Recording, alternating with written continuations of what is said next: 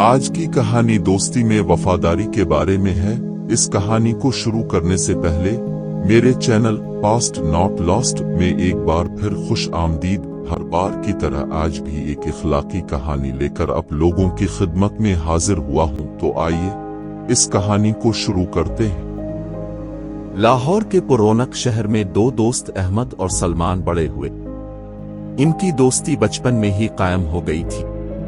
वो तन गलियों में क्रिकेट खेलते, बसंत के दौरान पतंगे उड़ाते और मोहल्ले के पुराने दरख्त के नीचे अपने राज शेयर करते। उनकी दोस्ती का चर्चा पूरे मोहल्ले में था। वो एक दूसरे से जुदा न होने वाले दोस्त थे और हमेशा एक दूसरे का साथ देते। अहमद एक दुकानदार का बेटा था, जबकि सलमान के वालिद एक स्कूल टीचर थे। मुख्तलिफ पस मंजर के बावजूद उनकी दोस्ती फलती फूलती रही। वो एक ही स्कूल में पढ़ते और अक्सर एक दूसरे के होमवर्क में मदद करते। अहमद रियाजी में अच्छा था, जबकि सलमान अदब में महारत रखता था।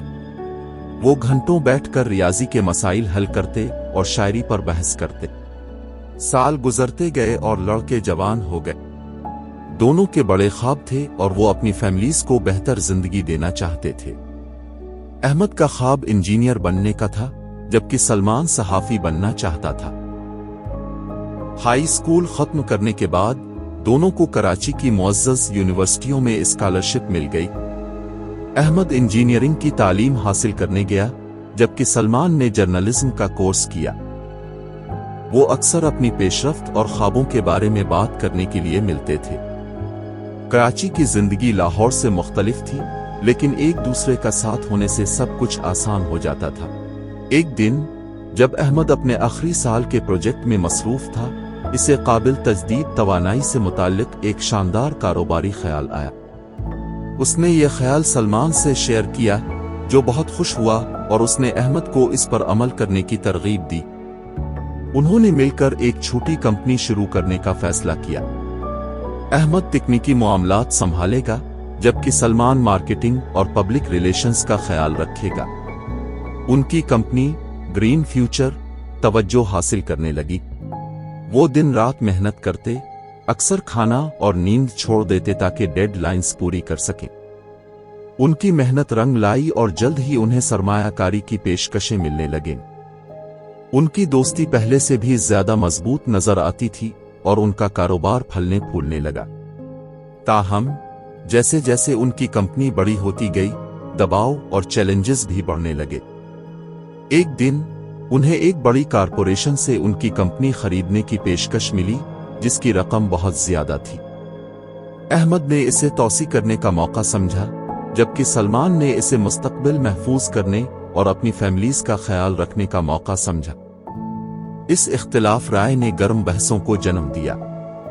अहमद ने सलमान पर मुख्तसर नजरी और लालची होने का इल्जाम लगाया, जबकि सलमान ने अहमद पर गैर अमली होने और हर चीज को खतरे में डालने का इल्जाम लगाया।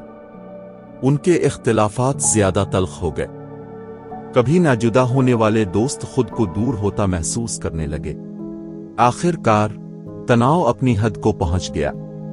सलमान, ये महसूस करते हुए कि अहमद इसकी तशवीशत को सुन नहीं रहा, ने अपनी कंपनी का हिस्सा बेचने और लाहौर वापस जाने का फैसला किया। अहमद का दिल टूट गया, लेकिन इसने अकेले कंपनी चलाने की जिद में रहना शुरू कर दिया। सलमान के बगैर ताहम सब कुछ वैसा नहीं था। काम का बोझ बहुत ज्यादा हो गया और अहमद के लिए सब कुछ संभालना मुश्किल हो गया। दूसरी तरफ लाहौर में सलमान ने सहाफी की हैसियत से काम शुरू कर दिया। वो अक्सर दोस्ती और एतमाद की अहमियत पर लिखता। वो अपने दोस्त को बहुत याद करता था, लेकिन राब्ता करने के लिए इसकी अना इजाजत नहीं देती थी। साल गुजरते गए और अहमद की कंपनी को बड़े चैलेंजेस का सामना करना पड़ा। सलमान की मार्केटिंग और पब्लिक रिलेशंस की महारत के बगैर इब्तिदाई कामयाबियों को बरकरार रखना मुश्किल हो गया। अहमद ने समझा कि अगरचे वो इंजीनियरिंग में माहिर था, लेकिन वो सलाहियतें जो सलमान ने फराहम की थीं, उनकी कमी शिद्दत से महसूस हो रही थी। उसने उनकी शिराकतदारी की कदर और अपने दोस्त को खोने की गहरी गलती को समझना शुरू किया।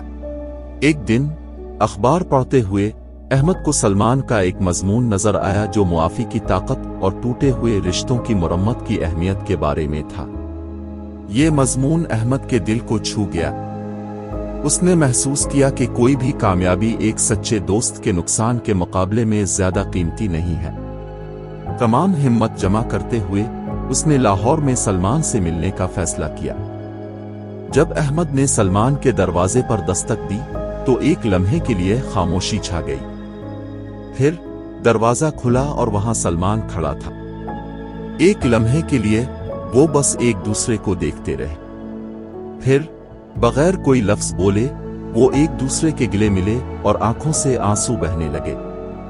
تمام تلخیاں اور غلط فہمیاں اسی لمحے میں ختم ہو گئیں۔ احمد نے اپنی ضد کے لیے معافی مانگی اور سلمان نے چلے جانے کے لیے معافی مانگی۔ انہوں نے پوری رات باتیں کرتے، ہنستے اور پرانی یادیں تازہ کرتے گزار دی۔ مل کر انہوں نے گرین فیوچر کو دوبارہ زندہ کرنے کا فیصلہ کیا، اس بار شراکت داری اور سمجھ کے نئے جذبے کے ساتھ۔ انہوں نے اپنی صلاحیتوں کو یکجا کیا اور دوبارہ سے کمپنی کو نچلی سطح سے اوپر اٹھایا۔ اپنی دوبارہ قائم شدہ دوستی کے ساتھ انہوں نے چیلنجز کا سامنا ایک متحد محاذ کے ساتھ کیا اور پہلے سے بھی زیادہ کامیابی حاصل کی۔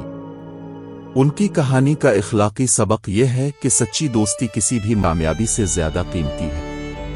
اختلافات اور جھگڑے زندگی کا حصہ ہیں، لیکن بات چیت، معاف کرنا اور ایک دوسرے کے نقطہ نظر کو سمجھنا ضروری ہے۔